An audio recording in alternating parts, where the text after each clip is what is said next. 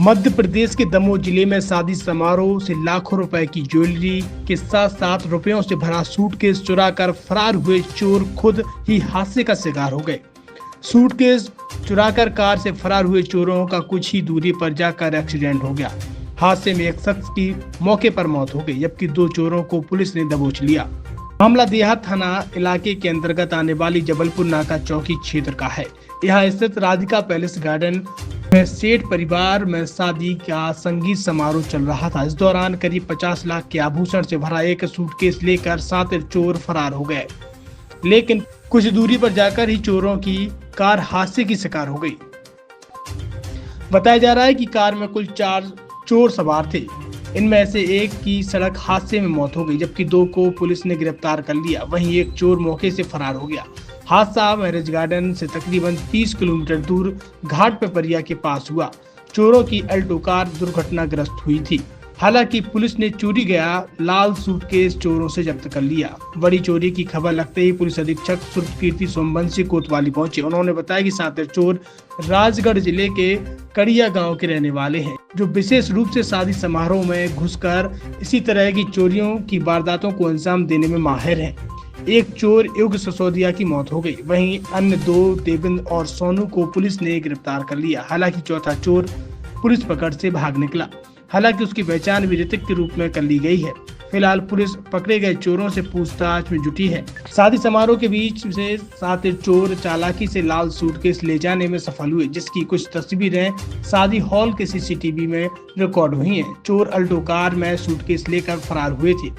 इन्हीं फुटेज के जरिए पुलिस ने चोरों की तलाश शुरू की। फिलहाल मामले की शिकायत करने वाले सेठ परिवार को पुलिस द्वारा बुलाया गया, साथ ही सूटकेस की पुष्टि कराई गई। सूचना पर थाने पहुंचे घर वालों ने सूटकेस का लॉक खोला और सारे जेवरात जस के तस पाए।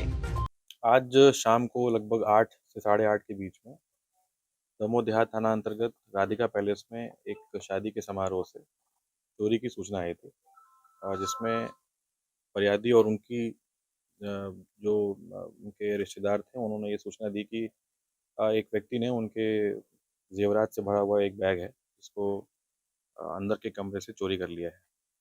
फुटेज की के अवलोकन के पश्चात ये इनके विजुअल सामने आए और अब थाना दमोह देहात और कोतवाली की टीम ने इनको पकड़ने के लिए अपनी टीमें रवाना कर दी थी। इसमें थोड़ी देर बाद ये सूचना मिली कि बांदापुर रोड पर एक एक्सीडेंट हुआ है, जिसमें एक जो घायल व्यक्ति है वो राजगढ़ का रहने वाला है।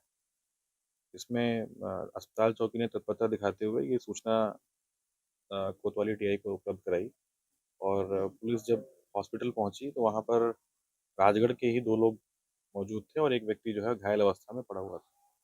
उनसे पूछताछ करने पे पता लगा कि ये वही लोग हैं जिन्होंने ये घटना जो है ये कारित की थी और पुलिस ने वहाँ से उनको हिरासत में लिया। उनसे पूछताछ करके जो सामान चोरी हुआ था बैग वो बरामद किया है।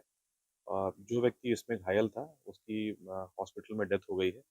एक व्यक्ति इसमें अभी फरार है और उसको पकड़ने के लिए टीम जो है वो यहाँ से रवाना हुई। सर कितने की चोरी थी? इनके बैग में जो अभी हमने फ़ोटोग्राफ़ी कराई है, जो आपको भी उपलब्ध कराया जाएगा, लगभग 18 नग सामान हैं, अलग-अलग डब्बों में, अलग-अलग वज़न के और अलग-अलग धातुओं के, जो लगभग 50 लाख के आसपास का सामान एस्टिमेटेड कॉस्ट ये बता रहे हैं। हमारा ये प्रयास होगा कि अभी इसमें एफआईआर करके इसकी हम ज़ब्ती करें और फिर इनके जो भी इनकी सुपुर्दगी है, उसको हम एक्सपेडाइट करके इनका जो विवाह का प्रोग्राम है, उसको हम बिना किसी व्यवधान के कंप्लीट कर पाएँ। सर कितने चोर हैं?